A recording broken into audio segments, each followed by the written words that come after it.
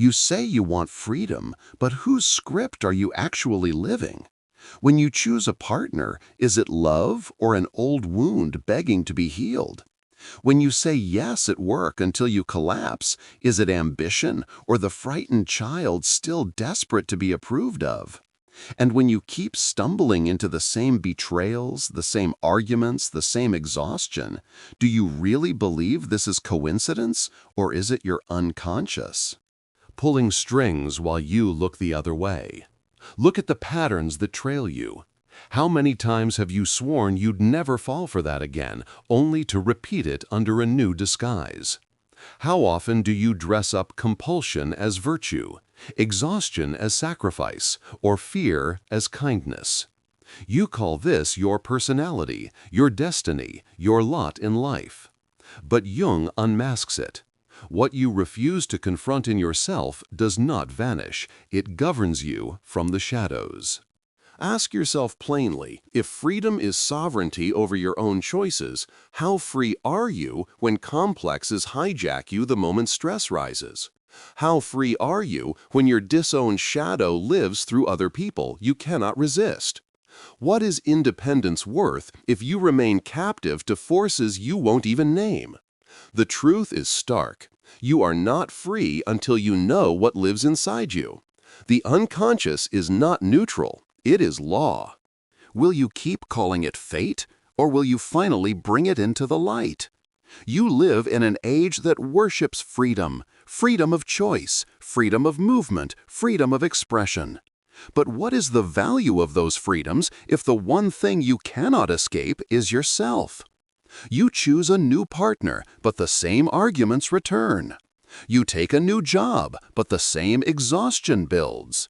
You leave one circle of friends only to find the same betrayals in the next. Are these accidents of fate, or are they the map of your unconscious replaying itself until you finally look inward? Jung's warning is merciless. What you refuse to know in yourself does not die, it governs. Your persona, the mask you polish to be likable, becomes your prison when you start believing it is all you are. Your shadow, the parts you deny, anger, appetite, ambition, returns not as strength but as sabotage, erupting in ways you cannot control. Complexes, those emotional knots from childhood, hijack your voice so that you repeat old scripts with new actors. And projection ensures you are never dealing with reality, only with fragments of yourself pasted onto others. How much of your life is truly chosen, and how much is just repetition wearing a new disguise? You tell yourself you are free because no one controls you from outside. But are you free if the forces inside you dictate your steps more than your conscious will?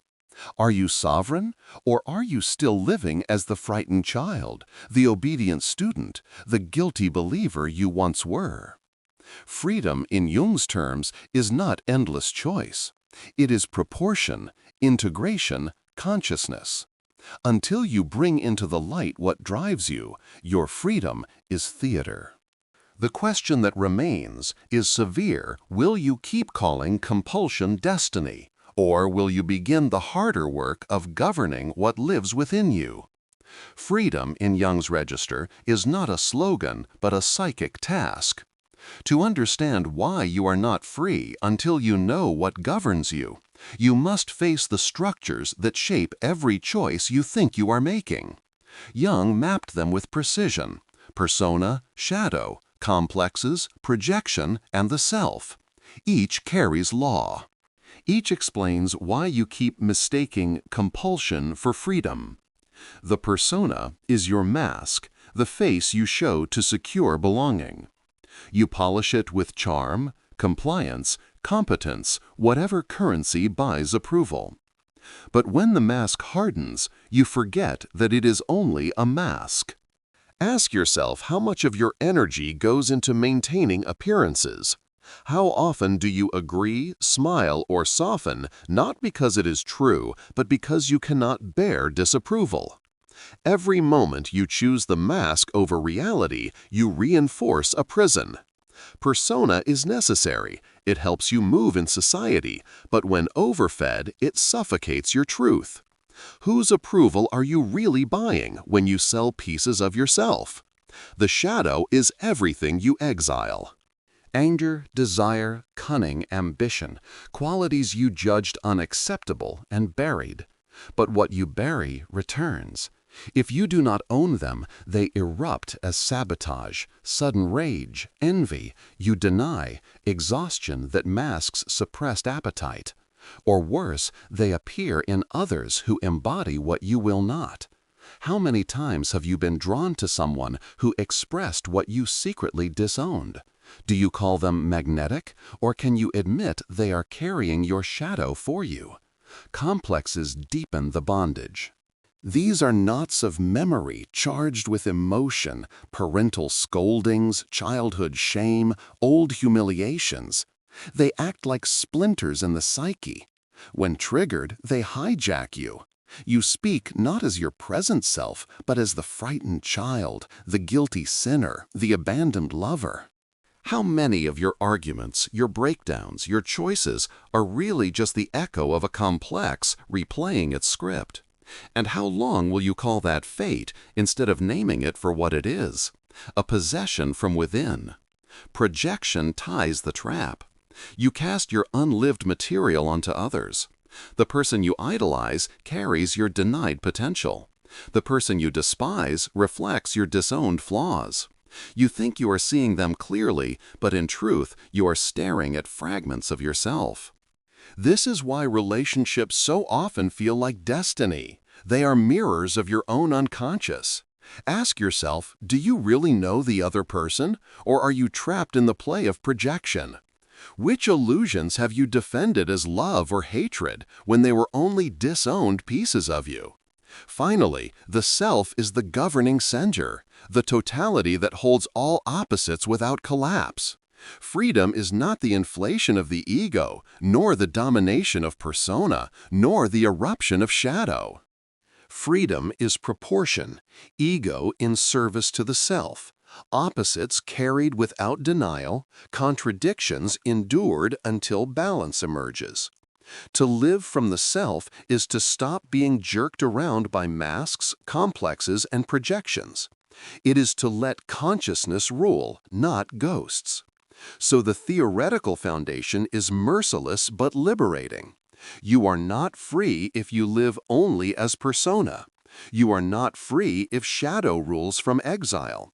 You are not free if complexes hijack you, or if projection blinds you. You are only free when you integrate them, when you see what rules you and govern it with proportion. Now the question presses back. Which of these forces has been governing you most? The mask you cannot remove. The shadow you refuse to own. The complex that hijacks you, or the projection that blinds you. Until you name it, you will keep calling it fate. But when you face it, you begin the work of individuation, the only freedom Jung ever promised.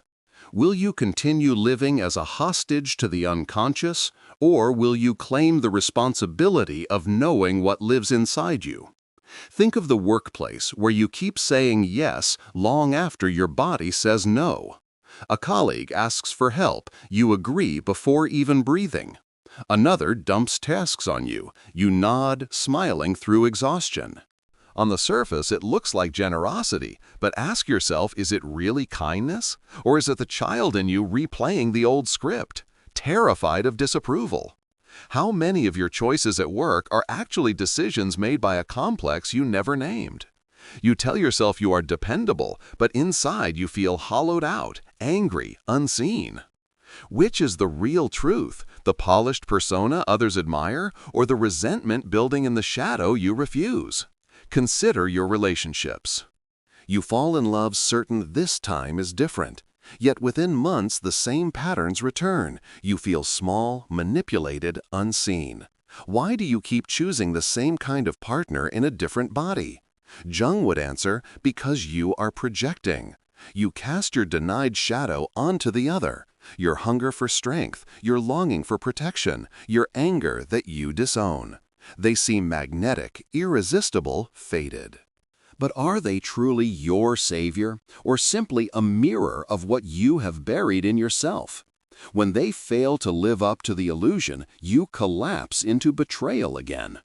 Do you still call this bad luck, or are you ready to admit it is your unconscious binding you to the same script? Now think of family. Every holiday, every gathering, the same tensions flare. A parent criticizes you, and suddenly you are not the adult in the room. You are the teenager again, defensive, guilty, collapsing into silence. Or a sibling provokes you, and your anger erupts out of proportion, as if decades of humiliation were all still alive in this single moment. Do you really believe this is about the present, or can you see the complex at work hijacking your voice, erasing your sovereignty? How free are you when one sentence from a parent can undo years of growth? The examples differ: work, love, family, but the law is the same. You think you are acting freely, but you are obeying unconscious forces. Persona drives you to overperform, so you look virtuous but feel depleted. Shadow hides in exile, so it erupts as sabotage, or clings to others who embody it for you. Complexes hijack your speech, so you fight not with the present, but with ghosts. Projection blinds you, so you keep mistaking illusions for destiny. Tell me, where in your own life do you see these patterns circling back like storms you thought you had escaped? The cruelest part is this: the repetition feels inevitable. You tell yourself, this is just who I am, this is just my luck, this is my fate. But is it fate, or is it unconscious law, unrecognized? Until you bring these forces into awareness, you remain captive to them. Your so-called freedom is nothing but slavery with a pleasant mask. So the typical example is not exotic. It is ordinary life repeating itself with merciless precision. The office, the dinner table, the bed, all become theaters where the unconscious writes the script. The question is not whether these scenes will keep playing. They will. The question is whether you will keep calling them destiny, or whether you will finally stop mid-scene and ask, whose voice is speaking through me? Whose wound is choosing for me? Whose ghost am I serving? Until you answer, you are not free. You are being lived by forces you refuse to see. But the moment you name them, the persona, the shadow, the complex, the projection, you reclaim the first thread of sovereignty. Now ask yourself, will you keep excusing repetition as fate, or will you begin the harder task of interrupting the script before it consumes you again?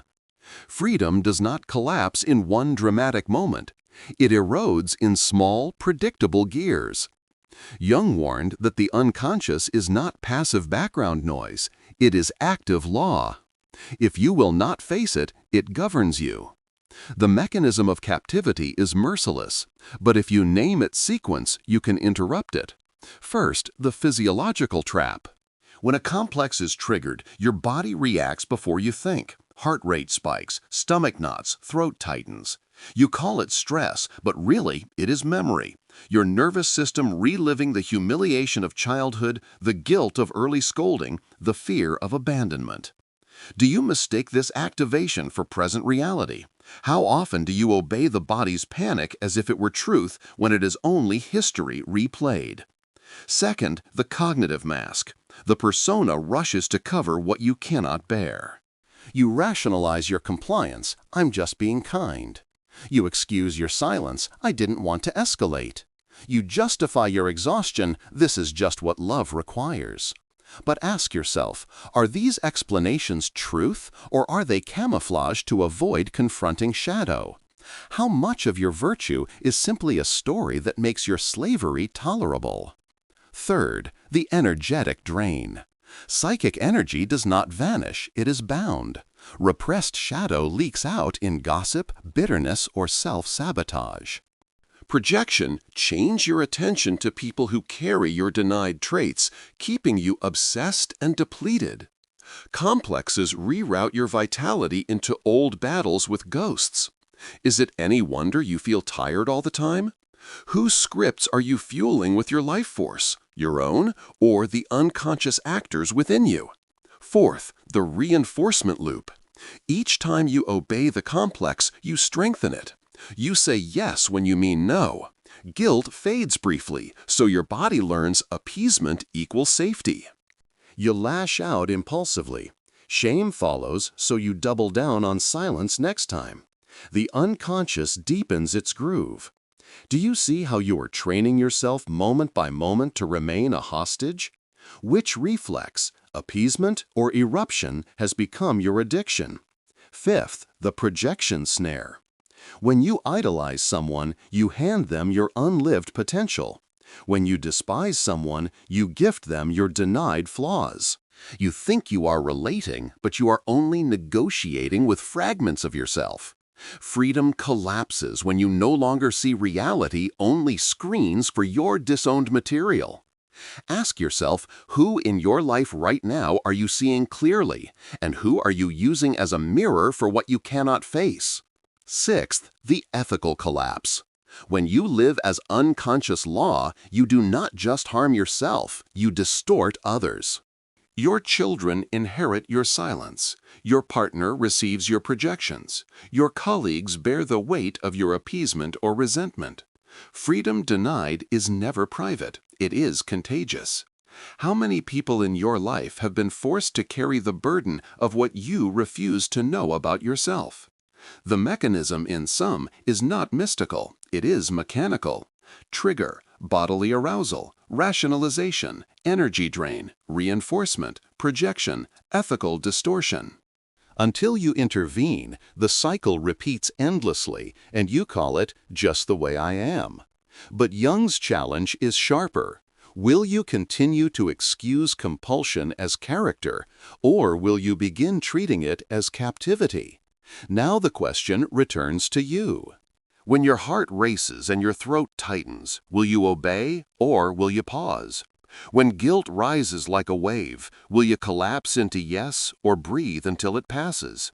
When you feel magnetized to another person, will you worship or condemn them, or will you ask what part of yourself you are refusing to own? When fatigue haunts you, will you blame life, or will you notice how much energy you bleed into unconscious repetition? Until you know this mechanism, you are not free. The gears will keep turning, and you will keep calling it fate. But once you name them, you hold the first lever of sovereignty. The unconscious may still rise, but you will no longer confuse it with destiny. The decision is now yours. Will you keep being lived, or will you begin to live? Knowledge alone does not liberate you. Freedom is purchased in practice, in the small, repeated acts where you interrupt unconscious law and replace it with proportion. If you do not act, the gears you named will keep grinding, and you will keep calling it just who I am. What does application look like in your daily life? Begin with observation. Keep a daily log, not of events, but of repetitions. When did your body tighten? When did guilt rise like a tide? When did you say yes while every nerve wanted no? These are not accidents. They are signals of unconscious law in motion. If you do not record them, you will forget them. How can you expect to escape what you refuse to track? Will you give fate the advantage of your neglect? Next, practice the pause. When the heart races, when shame or rage surges, install a breath. Not to erase the feeling, but to delay obedience.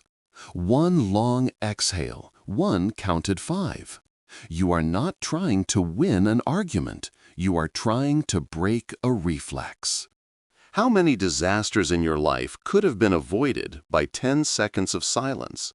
And how many humiliations did you buy because you spoke before you had returned to yourself?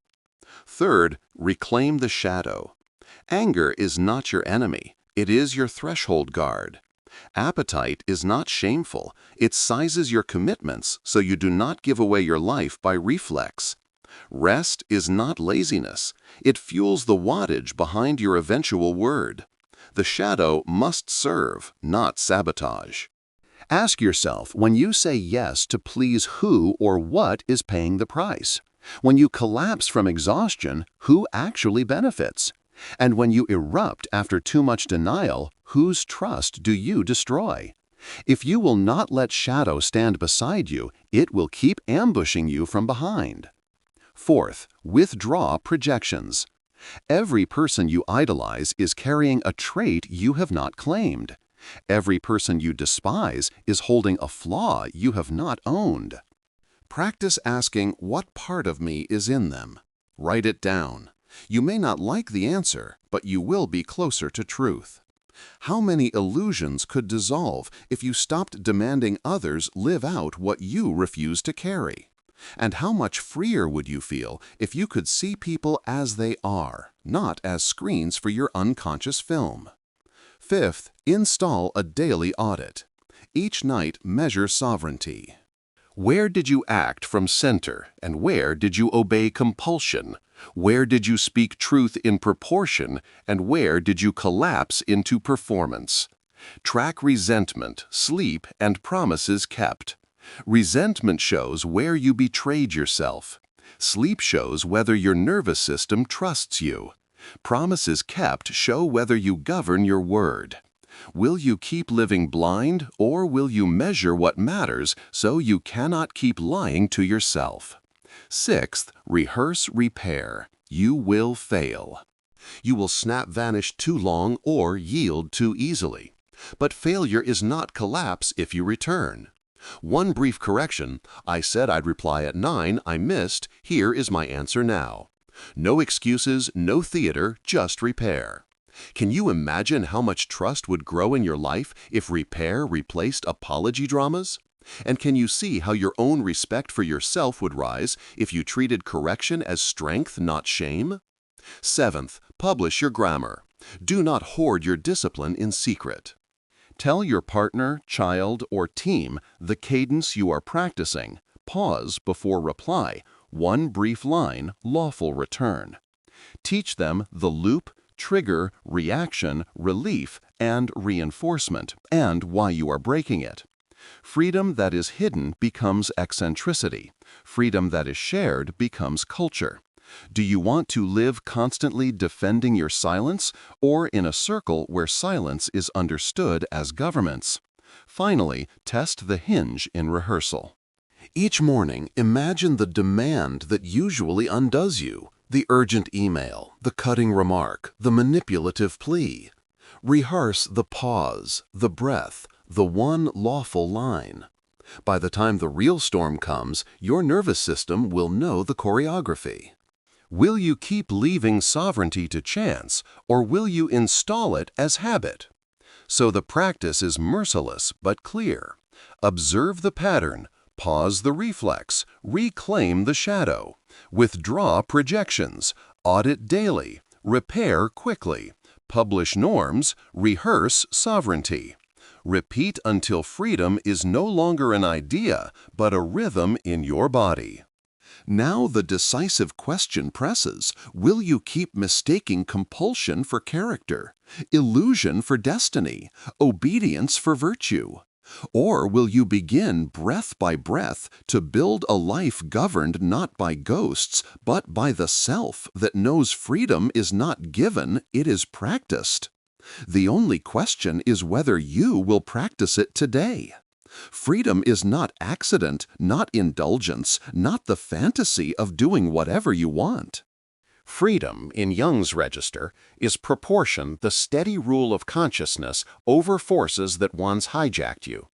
Until you bring those forces into the light, they will keep living you, and you will keep calling it fate. How many more times will you excuse repetition as destiny? How many more years will you let the same ghosts dictate your choices while you pretend it is free will? Look back at the patterns that have owned you, the jobs where you burned out, the relationships where you bent until you broke, the family scenes where one word undid decades of growth. Do you still believe these were coincidences? Or are you ready to admit they were the unconscious ruling from behind the curtain while you insisted you were free? The demand now is not perfection, but proportion. You will still be triggered, still stumble, still project. The question is whether you will name it and return, or collapse into it and repeat. Will you treat repair as strength, or keep drowning in guilt? Will you measure what matters, rest, promises kept, resentment lowered, or keep measuring likes, praise, and approval? Freedom is not gifted from outside, it is forged inside. It begins when you pause instead of obey, when you reclaim shadow as ally, when you stop outsourcing unlived life onto others. It deepens when you teach your cadence openly so others cannot tug at your silence or guilt. And it endures when you rehearse sovereignty until it becomes reflex. So ask yourself, what one pattern will you refuse to call faith this week?